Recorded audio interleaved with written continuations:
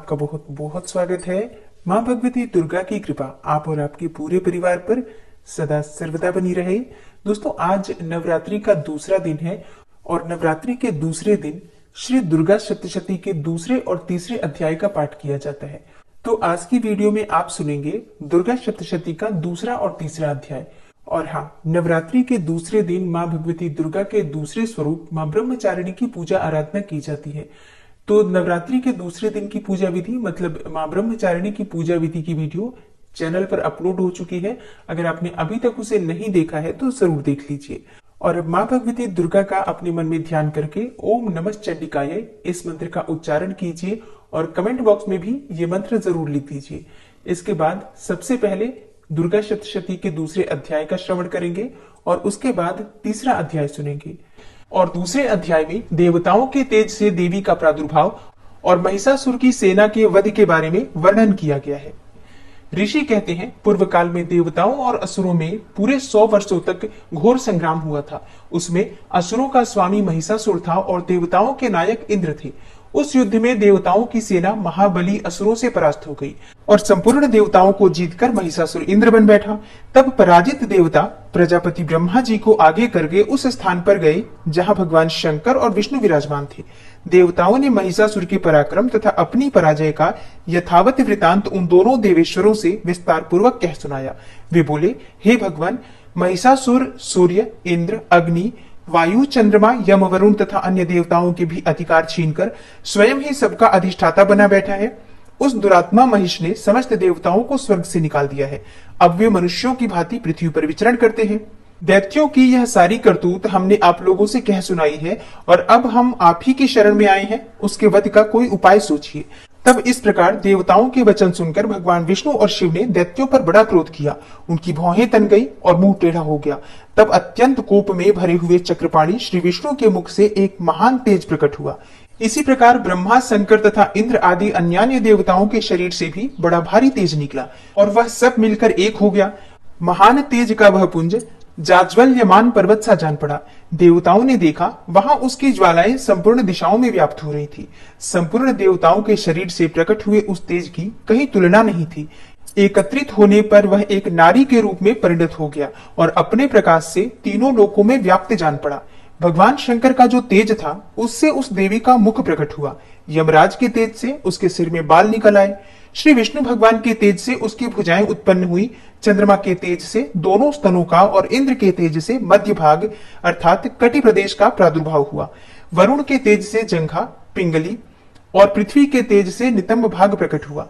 ब्रह्मा के तेज से दोनों चरण और सूर्य के तेज से उनकी अंगुलियां हुई।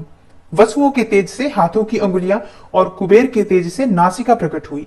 उस देवी के दांत प्रजापति के तेज से और तीनों नेत्र अग्नि के तेज से प्रकट हुए।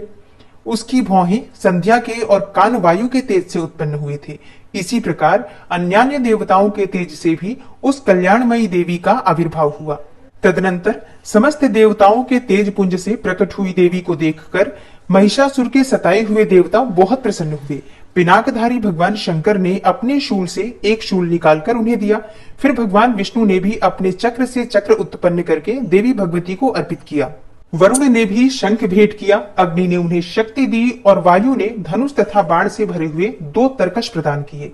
सहस्त्र नेत्रों वाले देवराज इंद्र ने अपने वज्र से वज्र उत्पन्न करके दिया और ऐरावत हाथी से उतारकर 1 घंटा भी प्रदान किया। यमराज ने कालदंड से दंड, वरुण ने पाश, प्रजापति ने स्फटिकाक्ष की माला तथा ब्रह्मा जी ने कमंडलू भेंट किया। सूर्य ने देवी के समस्त रोमकूपों में अपनी किरणों का तेज भर दिया और काल ने उन्हें चमकती हुई ढाल और तलवार दी। क्षीर समुद्र ने उज्जवल हार तथा कभी जीर्ण न होने वाले 2 दिव्य वस्त्र भेंट किए। साथ ही उन्होंने दिव्य चूड़ामणि, 2 कुंडल, कड़े, उज्जवल अर्धचंद्र, सब बाहुओं के लिए केयूर, दोनों चरणों के लिए निर्मल नुपुर, गले की सुंदर हंसली और सब अंगुलियों में पहनने के लिए रत्नों की बनी अंगूठियां भी दी। और विश्वकर्मा ने उन्हें अत्यंत निर्मल फरसा भेंट किया। साथ ही अनेक प्रकार के अस्त्र और अभेद्य कवच भी दिए। इनके सिवा मस्तक और वक्षस्थल पर धारण करने के लिए कभी न कुम्भलाने वाली कमलों की मालाएं दी।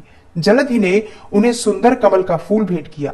हिमालय ने सवारी के लिए सिंह तथा भांति भांति के रत्न समर्पित किए। धनाध्यक्ष कुबेर ने मधु से भरा पान पात्र दिया तथा संपूर्ण नागों के राजा शेष ने, जो इस पृथ्वी को धारण करते हैं, उन्हें बहुमूल्य मणियों से विभूषित नागहार भेंट दिया। इसी प्रकार अन्य देवताओं ने भी आभूषण और अस्त्र शस्त्र देकर देवी का सम्मान किया। तत्पश्चात उन्होंने बारंबार अट्टहास पूर्वक उच्च स्वर से गर्जना की। उनके भयंकर नाद से संपूर्ण आकाश गूंज उठा। देवी का वह अत्यंत उच्च स्वर से किया हुआ सिंहनाद कहीं समा न सका। आकाश उसके सामने लघु प्रतीत होने लगा। उससे बड़े जोर की प्रतिध्वनि हुई, जिससे संपूर्ण विश्व में हलचल मच गई और समुद्र कांप उठे। पृथ्वी डोलने लगी और समस्त पर्वत हिलने लगे। उस समय देवताओं ने अत्यंत प्रसन्नता के साथ सिंहवाहिनी भवानी से कहा, हे देवी, तुम्हारी जय हो। साथ ही महर्षियों ने भी भक्तिभाव से विनम्र होकर उनका स्तवन किया। संपूर्ण त्रिलोकी को क्षोभग्रस्त देख दैत्यगण अपनी समस्त सेना को कवच आदि से सुसज्जित करके हाथों में हथियार ले सहसा ही उठकर खड़े हो गए। उस समय महिषासुर ने बड़े क्रोध में आकर कहा, आह, यह क्या हो रहा है। फिर वह संपूर्ण असुरों से घिरकर उस सिंहनाद की ओर लक्ष्य करके दौड़ा और आगे पहुंचकर उसने देवी को देखा, जो अपनी प्रभा से तीनों लोगों को प्रकाशित कर रही थी। उनके चरणों के भार से पृथ्वी दबी जा रही थी। माथे के मुकुट से आकाश में रेखा सी खिंच रही थी तथा वे अपने धनुष की टंकार से सातों पातालों को क्षुब्ध किए देती थी। देवी अपनी हजारों भुजाओं से संपूर्ण दिशाओं को आच्छादित करके खड़ी थी। तदनंतर उनके साथ दैत्यों का युद्ध छिड़ गया और नाना प्रकार के अस्त्र शस्त्रों के प्रहार से संपूर्ण दिशाएं उद्भासित होने लगी। चिक्षुर नामक महान असुर महिषासुर का सेना नायक था। वह देवी के साथ युद्ध करने लगा और अन्य दैत्यों की चतुरंगिणी सेना साथ लेकर चामर भी लड़ने लगा। 60,000 रथियों के साथ आकर उदग्र नामक महादैत्य ने लोहा लिया। 1 करोड़ रथियों को साथ लेकर महाहनु नामक दैत्य युद्ध करने लगा, जिसके रोए तलवार के समान तीखे थे। वह असिलोमा नाम का महादैत्य 5 करोड़ रथी सैनिकों सहित युद्ध में आ डटा। 60 लाख रथियों से घिरा हुआ बास्कल नामक दैत्य भी उस युद्ध भूमि में लड़ने लगा। परिवारित नामक राक्षस हाथी सवार और घुड़सवारों के अनेक दलों तथा 1 करोड़ रथियों की सेना लेकर युद्ध करने लगा। विडाल नामक दैत्य 5 अरब रथियों से घिरकर लोहा लेने लगा। इनके अतिरिक्त और भी हजारों महादैत्य रथ, हाथी और घोड़ों की सेना साथ साथ लेकर वहां देवी के साथ युद्ध करने लगे। और स्वयं महिषासुर उस रणभूमि में कोटि कोटि सहस्त्र रथ, हाथी और घोड़ों की सेना से घिरा हुआ खड़ा था। वे दैत्य देवी के साथ तोमर, भिंदीपाल, शक्ति, मूसल, खड्ग, परशु और पट्टिस आदि अस्त्र शस्त्रों का प्रहार करते हुए युद्ध कर रहे थे। कुछ दैत्यों ने उन पर शक्ति का प्रहार भी किया। कुछ लोगों ने पाश फेंके तथा कुछ दूसरे दैत्यों ने खड्ग प्रहार करके देवी को मार डालने का उद्योग किया। तब देवी ने भी क्रोध में आकर खेल खेल में ही अपने अस्त्र शस्त्रों की वर्षा करके दैत्यों के वे समस्त अस्त्र शस्त्र काट डाले। उनके मुख पर परिश्रम या थकावट का रंच मात्र भी चिन्ह नहीं था। देवता और ऋषि उनकी स्तुति करते थे और वे भगवती परमेश्वरी दैत्यों के शरीरों पर अस्त्र शस्त्रों की वर्षा करती रही। देवी का वाहन सिंह भी क्रोध में आकर गर्दन के बालों को हिलाता हुआ असुरों की सेना में इस प्रकार विचरने लगा, मानो वनों में दावानल फैल रहा हो। रणभूमि में दैत्यों के साथ युद्ध करती हुई अंबिका देवी ने जितने निश्वास छोड़े, वे सभी तत्काल सैकड़ों हजारों गणों के रूप में प्रकट हो गए और परशु, भिंदीपाल, खड्ग तथा पट्टिस आदि अस्त्रों द्वारा असुरों का सामना करने लगे। देवी की शक्ति से बढ़े हुए वे गण असुरों का नाश करते हुए नगाड़ा और शंख आदि बजाने लगे। उस संग्राम महोत्सव में कितने ही गण मृदंग बजा रहे थे। तदनंतर देवी ने त्रिशूल से, गदा से, शक्ति की वर्षा से और खड्ग आदि से सैकड़ों महादैत्यों का संहार कर डाला और कितनों को घंटे के भयंकर नाद से मूर्छित करके मार गिराया। बहुतेरे दैत्यों को पाश से बांधकर धरती पर घसीटा। कितने ही दैत्य उनकी तीखी तलवार की मार से 2-2 टुकड़े हो गए। कितने ही गदा की चोट से घायल हो धरती पर सो गए। कितने ही मूसल की मार से अत्यंत आहत होकर रक्त वमन करने लगे। कुछ दैत्य शूल से छाती फट जाने के कारण पृथ्वी पर ढेर हो गए और उस रणांगण में बाण समूहों की वृष्टि से कितने ही असुरों की कमर टूट गई। बाज की तरह झपटने वाले देवी पीड़क दैत्यगण अपने प्राणों से हाथ धोने लगे। किन्हीं की बाहें छिन्न भिन्न हो गई, कितनों की गर्दनें कट गई, कितने ही दैत्यों के मस्तक कट कट कर गिरने लगे और कुछ लोगों के शरीर मध्य भाग में ही विदीर्ण हो गए। कितने ही महादैत्य जांघें कट जाने से पृथ्वी पर गिर पड़े। कितनों को ही देवी ने 1 बाह, 1 पैर और 1 नेत्र वाले करके 2 टुकड़ों में चीर डाला। कितने ही दैत्य मस्तक कट जाने पर भी गिरकर फिर उठ जाते और केवल धड़के ही रूप में अच्छे अच्छे हथियार हाथ में लेकर देवी के साथ युद्ध करने लगते थे। दूसरे कबंध युद्ध के बाजों की लय पर नाचते थे और कितने ही बिना सिर के धड़ और कितने ही बिना सिर के थड़, हाथों में खड्ग, शक्ति और रिष्टि लिए दौड़ते थे तथा दूसरे दूसरे महादैत्य ठहरो ठहरो यह कहते हुए देवी को युद्ध के लिए ललकारते थे। जहां वह घोर संग्राम हुआ था वहां की धरती देवी के गिराए हुए रथ, हाथी, घोड़े और असुरों की लाशों से ऐसी पट गई थी कि वहां चलना फिरना असंभव हो गया था। दैत्यों की सेना में हाथी, घोड़े और असुरों की शरीर से इतनी अधिक मात्रा में रक्तपात हुआ था कि थोड़ी ही देर में वहां खून की बड़ी बड़ी नदियां बहने लगी। जगदम्बा ने असुरों की विशाल सेना को क्षण भर में नष्ट कर दिया, ठीक उसी तरह जैसे तृण और काठ के भारी ढेर को आग कुछ ही क्षणों में भस्म कर देती है। और वह सिंह भी गर्दन के बालों को हिला हिलाकर जोर जोर से गर्जना करता हुआ दैत्यों के शरीरों से मानो उनके प्राण चुन लेता था।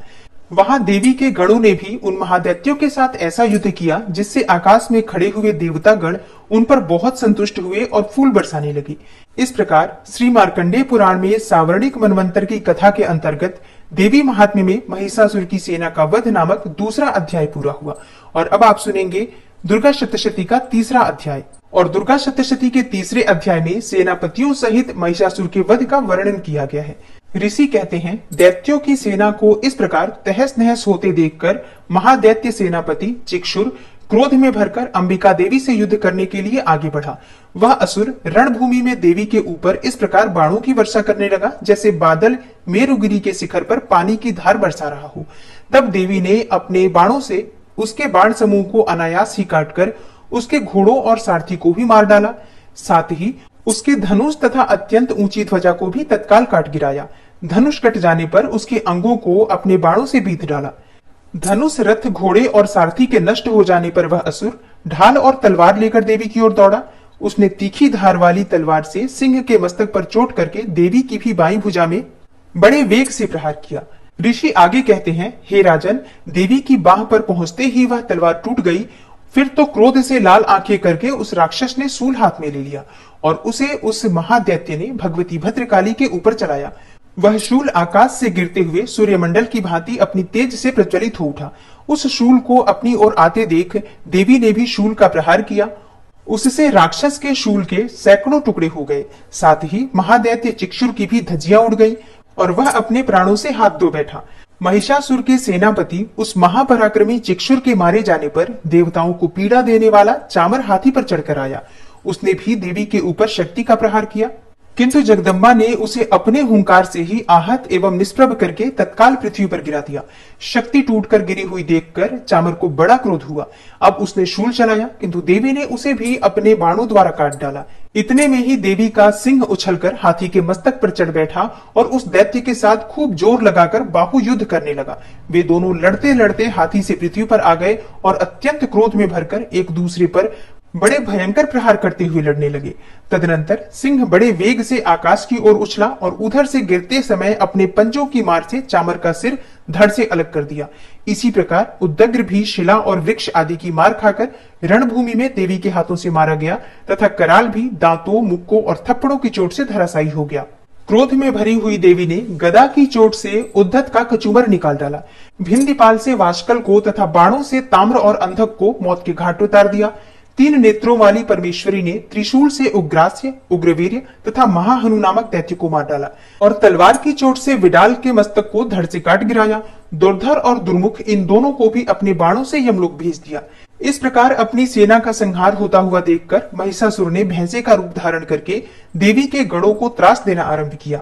किन्हीं को थुथुन से मारकर, किन्हीं के ऊपर खुरों का प्रहार करके, किन्हीं किन्हीं को पूंछ से चोट पहुंचाकर, कुछ को सींगों से विदीर्ण करके, कुछ गणों को वेग से, किन्हीं को सिंहनाद से, कुछ को चक्कर देकर और कितनों को निश्वास वायु के झोंके से धराशायी कर दिया। इस प्रकार गणों की सेना को गिराकर वह असुर महादेवी के सिंह को मारने के लिए झपटा। इससे जगदम्बा को बड़ा क्रोध हुआ। उधर महापराक्रमी महिषासुर भी क्रोध में भरकर धरती को खुरों से खोदने लगा तथा अपने सींगों से ऊंचे ऊंचे पर्वतों को उठाकर फेंकने और गर्जने लगा। उसके वेग से चक्कर देने के कारण पृथ्वी क्षुब्ध होकर फटने लगी और उसकी पूंछ से टकराकर समुद्र सब ओर से धरती को डुबोने लगा। हिलते हुए सींगों के आघात से विदीर्ण होकर बादलों के टुकड़े टुकड़े हो गए। उसके श्वास के प्रचंड वायु के वेग से उड़े हुए सैकड़ों पर्वत आकाश से गिरने लगे। इस प्रकार क्रोध में भरे हुए उस महादैत्य को अपनी ओर आते देखकर चंडिका ने उसका वध करने के लिए महान क्रोध किया। उन्होंने पाश फेंककर उस महान असुर को बांध लिया। उस महासंग्राम में बंध जाने पर उसने भैंसे का रूप त्याग दिया और तत्काल सिंह के रूप में प्रकट हो गया। उस अवस्था में जगदम्बा ज्यों ही उसका मस्तक काटने के लिए उद्यत हुई, त्यों ही वह खड्गधारी पुरुष के रूप में दिखाई देने लगा। तब देवी ने तुरंत ही बाणों की वर्षा करके ढाल और तलवार के साथ उस पुरुष को भी बींध डाला। इतने में ही वह महान गजराज के रूप में परिणत हो गया तथा अपनी सूंड से देवी के विशाल सिंह को खींचने और गर्जने लगा। खींचते समय देवी ने तलवार से उसकी सूंड काट डाली। तब उस महादैत्य ने पुनः भैंसे का शरीर धारण कर लिया और पहले की ही भांति चराचर प्राणियों सहित तीनों लोगों को व्याकुल करने लगा। तब क्रोध में भरी हुई जगन्माता चंडिका बारंबार उत्तम मधु का पान करने लगी और लाल आंखें करके हंसने लगी। उधर वह बल और पराक्रम के मद से उन्मत्त हुआ राक्षस गर्जने लगा और अपने सींगों से चंडी के ऊपर पर्वतों को फेंकने लगा। उस समय देवी अपने बाणों के समूहों से उसके फेंके हुए पर्वतों को चूर्ण करती हुई बोली। बोलते समय उनका मुख मधु के मद से लाल हो रहा था और वाणी लड़खड़ा रही थी। देवी ने कहा, ओ मूढ़, मैं जब तक मधु पीती हूं तब तक तू क्षण भर के लिए खूब गर्ज ले। मेरे हाथ से यहीं तेरी मृत्यु हो जाने पर अब शीघ्र ही देवता भी गर्जना करेंगे। ऋषि कहते हैं, यो कहकर देवी उछली और उस महादैत्य के ऊपर चढ़ गई। फिर अपने पैर से उसे दबाकर उन्होंने शूल से उसके कंठ में आघात किया। तब उनके पैर से दबा होने पर भी महिषासुर अपने मुख से दूसरे रूप में बाहर होने लगा। अभी आधे शरीर से ही वह बाहर निकलने पाया था कि देवी ने अपने प्रभाव से उसे रोक दिया। आधा निकला होने पर भी वह महादैत्य देवी से युद्ध करने लगा। तब देवी ने बहुत बड़ी तलवार से उसका मस्तक काट गिराया। फिर तो हाहाकार करती हुई दैत्यों की सारी सेना भाग गई तथा संपूर्ण देवता अत्यंत प्रसन्न हो गए। देवताओं ने दिव्य महर्षियों के साथ दुर्गा देवी का स्तवन किया। गंधर्व राज गाने लगे तथा अप्सराएं नृत्य करने लगी। इस प्रकार श्री मार्कंडेय पुराण में सावर्णिक मनवंतर की कथा के अंतर्गत देवी महात्म्य में महिषासुर वध नामक तीसरा अध्याय पूरा हुआ। ओम नमः चंडिकायै। दोस्तों, आज आपने सुना दुर्गा सप्तशती का दूसरा और तीसरा अध्याय, और इसके आगे के अध्याय आप कल की कथा में श्रवण करेंगे।